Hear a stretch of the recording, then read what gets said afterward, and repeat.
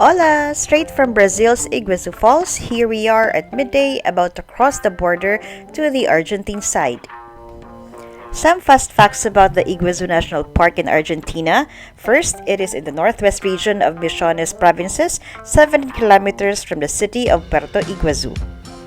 Its land area is 67,620 hectares, and it is inscribed as a UNESCO World Heritage Site in 1984.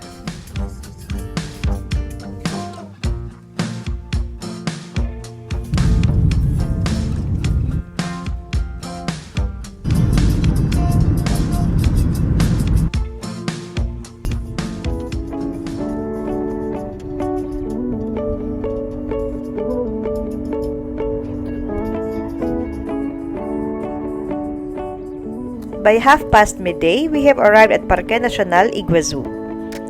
Upon arrival, we are greeted by a tour guide who explained to us how huge the Argentine park is, and with the limited time that we have, we need a guide to help us navigate through it to maximize our time. We are right now in Argentina, 7 wonderful places around the world. Now, ticket bought, tour guide hired, we are now rushing to catch the train that would bring us to the falls.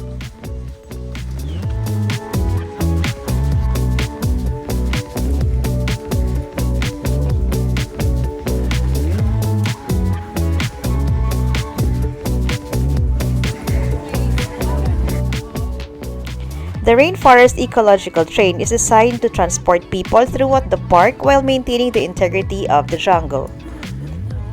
The train is environment friendly. It uses a special fuel that does not emit smoke or solid waste. It also does not generate noise that could affect the animals. The train's capacity is 250 people. It has 3 stations. One is a central station in the visitor center where we boarded. Second is the Catarata station in the middle of the park near the lighthouse. That is the closest stop to the majority of the falls in the Argentine side. The third stop is approximately 2,000 meters from the Devil's Throat, where we are headed right now.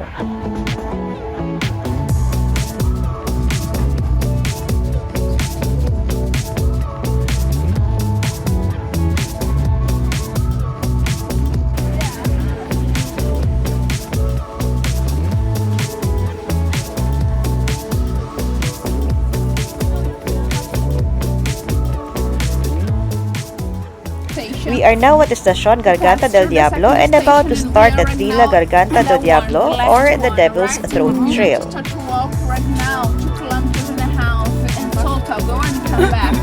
All time, yeah, we're gonna see the same river, the Iguazu River, right? That name is come from the native Guarani language. It's nothing, we're gonna compare. Well, that's the water.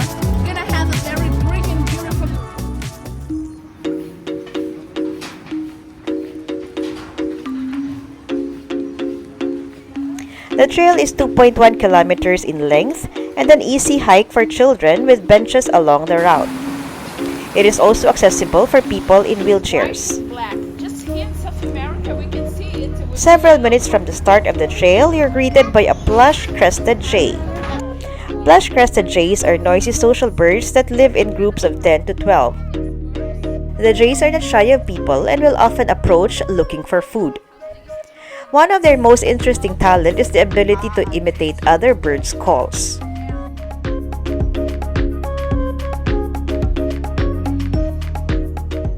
The Devil's Throat Trail takes an average of 29 minutes to complete and leads to the Devil's Throat balcony. Iguazu Falls is considered as one of the new 7 wonders nature of the world. It is shared by Brazil and Argentina. The crowning jewel of the falls in the Argentine side is the renowned Garganta del Diablo or the Devil's Throat. Fast facts about the Devil's Throat: it is the largest and most formidable waterfall, a massive U-shaped one within the Iguazu Falls system, with a width of approximately 492 feet or 150 meters and a height of 269 feet or 82 meters.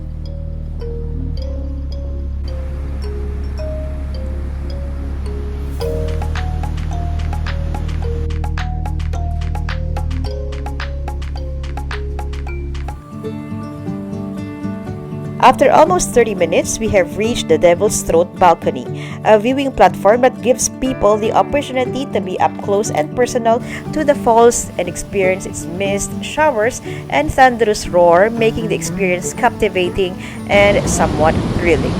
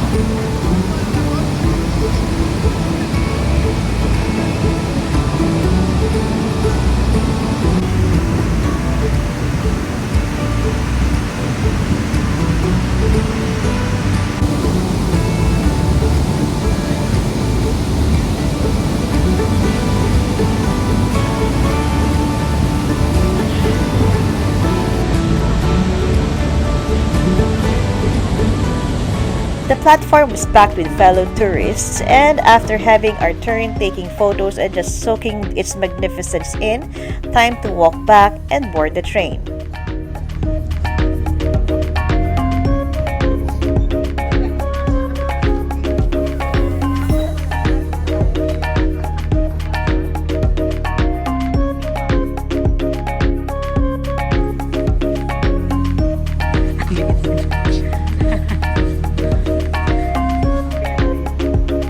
It's from here to that point. Yeah, we just descended it, and we are right now in that point. We alighted at Catarata Gonna Station. walk. Looking at the map, our next stop is lunch at the Patio de Comidas or the food court, since it's already almost 3 p.m. and we need the energy for our next leg. Maybe you can do it.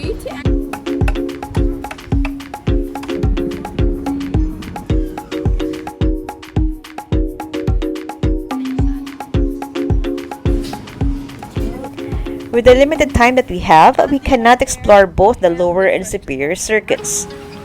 Since we have already done the Brazil side, which is quite like the lower circuit, we opted for the Circuito Superior or the superior circuit. Minutes into the walk, we spotted a South American coati, the most conspicuous Iguazu Falls animal. They are a member of the raccoon family that lives both on the ground and on the trees, feeding mostly fruit and invertebrates.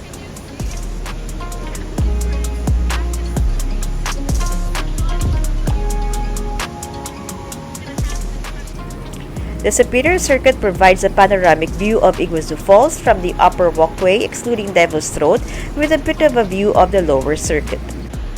Total distance of superior circuit is 1,750 meters. Difficulty level, easy, no stairs. Estimated time, approximately 2 hours.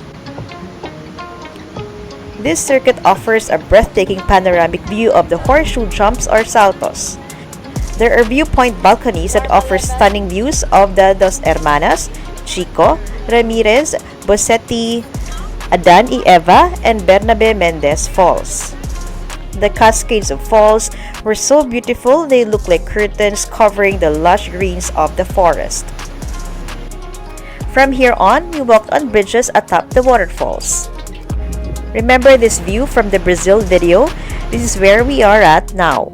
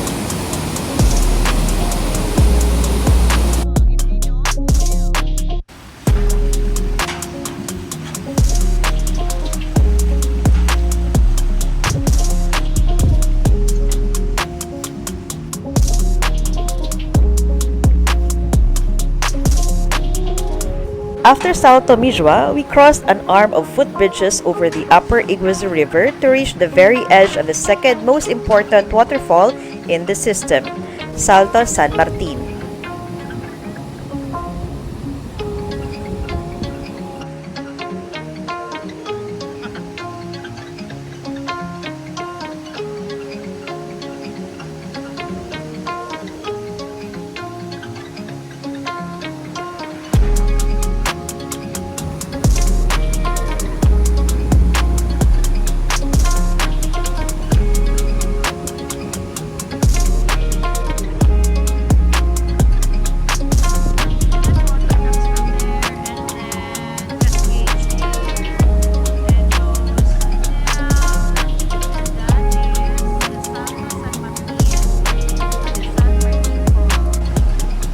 The viewpoint offers the best panoramic view of the entire park, with vistas of Hotel das Cataratas and the elevators of the Naipe area of the Iguazu National Park in Brazil.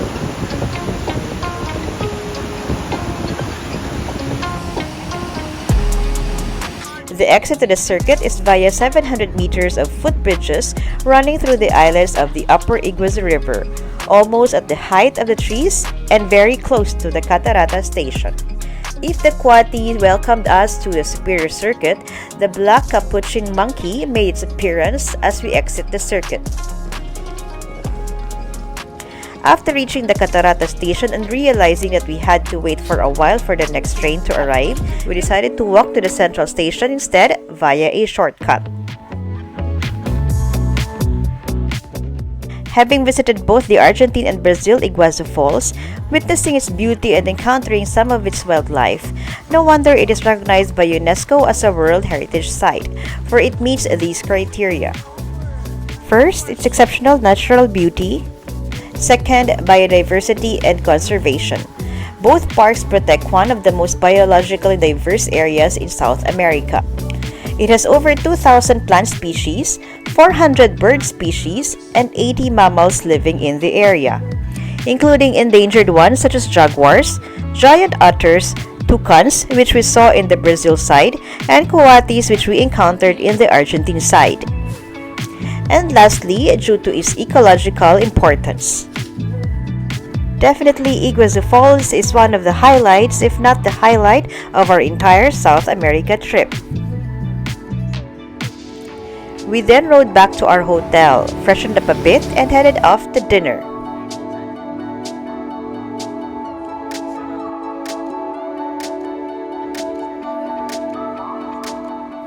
To end this memorable day on a sweet note, we decided to try this gelateria.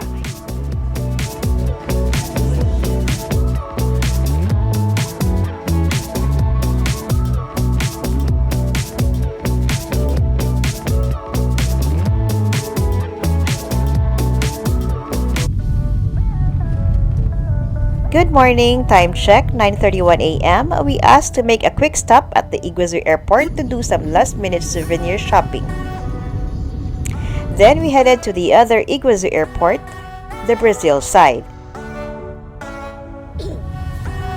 But first, our awesome driver Richard brought us to a landmark that he said we had to check out, the three-border landmark in Puerto Iguazu.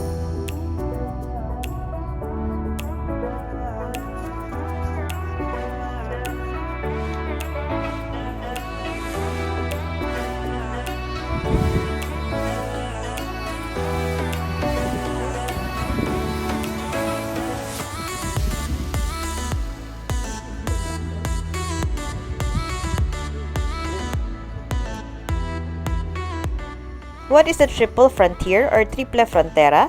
Triple Frontier is a well-known international tri-point located at the intersection of borders between Argentina, Brazil, and Paraguay. The borders of the three countries follow the course of two rivers, the Iguazu and Parana rivers. In Puerto Iguazu, there is the Three Borders Landmark, a tourist spot with a park where there is a monument featuring the coats and arms and flags of the three countries. One final pit stop at the shop to buy dulce de leche, a delicious caramel spread originally from Argentina. One last time crossing Tancredo Neves International Bridge that connects Argentina and Brazil. Notice the change in the bridge's side colors to signify the crossing of territories.